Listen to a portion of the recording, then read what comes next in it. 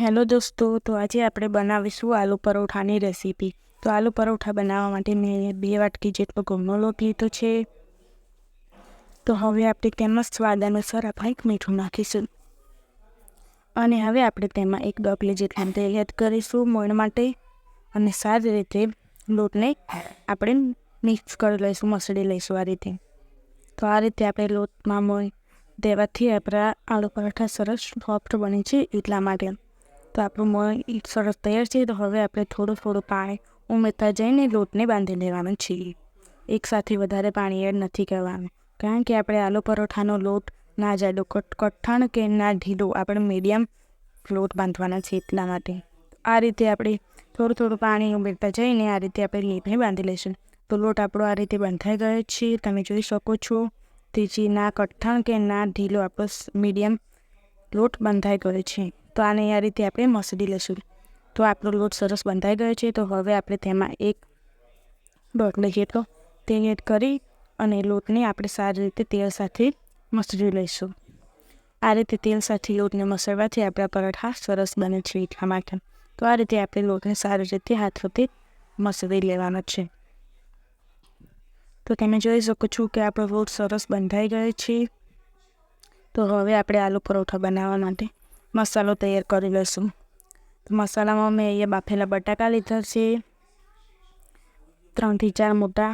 તો હવે આપણે તેમાં મસાલા કરી લઈશું. તો મસાલામાં મેં અહીંયા 1 ચમચી લાલ મરચું પાવડર, અડધી ચમચી જેટલો આપણે તેનો હળદર પાવડર અને અડધી ચમચી જેટલો ધાણા પાવડર અને સ્વાદ અનુસાર હવે આપણે તેમાં મીઠું નાખીશું અને આ મસાલાને બટાકા સાથે સારી રીતે આપણે મિક્સ કરી લઈશું. તો તમે જોઈ શકો છો કે મસાલા સાથે સારી રીતે મિક્સ થઈ ગયા છે. તો હવે આપણે આને વઘારી લઈશું. તો વઘારવા માટે મેં એક પેનમાં 1 ડોકલી જેટલું તેલ એડ કર્યું છે. તેલ થોડું ગરમ થવા દઈશું, આપણે વધારે તેલ એડ નથી કરવાનું. તેલ ગરમ થઈ જાય એટલે આપણે તેમાં થોડી રાઈ નાખીશું અને રાઈને ફૂટવા દઈશું. રાઈ ફૂટી જાય એટલે આપણે તેમાં 1 લીલું મરચું કટિંગ કરીને રાખીશું તે એડ કરીશું અને હિંગ નાખીશું અને પછી આપણે તૈયાર કરેલું બટાકાની સ્ટફિંગને તેમાં એડ કરી દઈશું. તો આપણે બધી સ્ટફિંગને તેમાં એડ કરી દીધી છે. તો હવે આપણે આને સારી રીતે મિક્સ કરી દઈશું. તો આપણે બધી વસ્તુઓ સારી રીતે મિક્સ કરી દીધી છે. તમે જોઈ શકો છો કે આપણા મસાલાનો કલર એકદમ સરસ આવે છે. તો હવે આપણે ગેસની ફ્લેમ બંધ કરી દઈશું અને તેને નીચે ઉતારી દઈશું. તો હવે આપણે છેલ્લે ત્યાં કોથમીરના પાન એડ કરી અને સારી રીતે બધી વસ્તુઓને મિક્સ કરી લઈશું. તો હવે આપણે આ પરોઠા બનાવી લઈશું. પરોઠા બનાવવા માટે મેં અહીંયા 1 મીડિયમ સાઇઝનો લુવો લીધો છે. તો હવે આપણે આને આ રીતે ગોળ થોડો શેપ આપીને વાટકી જેવું શેપ આપી દેવાનો છે. તેમાં આપણી સ્ટફિંગ આસાનીથી મળી રહે એટલા માટે. તો આ રીતે આપણે લુવો તૈયાર કરી લેવાનો છે. તો હવે આપણે ત્યાં 1 ચમચી જેટલો બટાકાનું સ્ટફિંગ એડ કરીશું અને આને આ રીતે આપણે કવર કરી લેવાનું છે સારી રીતે. તો આ રીતે આપણે બધી સ્ટફિંગની અંદર કવર કરીને વધારાના ભાગને કાઢી લેવાનો છે અને હવે આપણે આને બંધ કરી દઈશું આ રીતે. તો હવે આપણે લુવો સરસ તૈયાર છે. તો હવે આપણે તેને કોરો લોટ લઈ લઈશું. તો કોરો લોટ મેં લઈ લીધો છે. તો હવે આપણે હલકા હાથથી આપણે તેનો પરોઠો વણી લઈશું.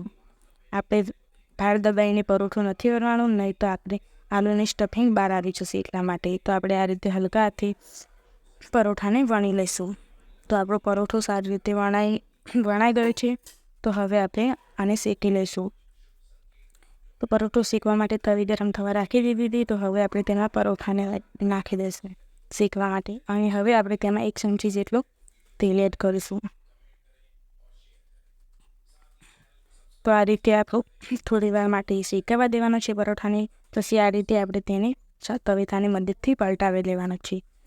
તો હવે બીજી બાજુ પણ આપણે 1 ચમચી જેટલું તેલ એડ કરી અને આને મીડિયમ ગેસ ઉપર સારી રીતે શેકાવા દઈશું, આપણું પરોઠું કાચું ના રહે એટલા માટે. તો આ રીતે આપણે આને પલટાવતા જઈ અને આપણા પરોઠાને સારી રીતે શેકી લેવાના છે. તો તમે જોઈ શકો છો કે આપણા પરોઠાનો કલર એકદમ સરસ આવી ગયો છે અને તે સરસ શેકાઈ રહ્યો છે. તો આ રીતે આપણે દબાવીશું તો આપણો પરાઠો સારી રીતે ફૂલી જશે અને આપણો પરોઠો સારી રીતે શેકાઈ જશે અને અંદરથી કાચા પણ નહીં રહે. તો દોસ્તો આપણો પરાઠો સારી રીતે શેકાઈ ગયો છે. હવે આપણે તેને એક પેનમાં કાઢી લઈશું. તો તમે જોઈ શકો છો કે આપણો પરાઠો સરસ તૈયાર છે. તો તૈયાર છે.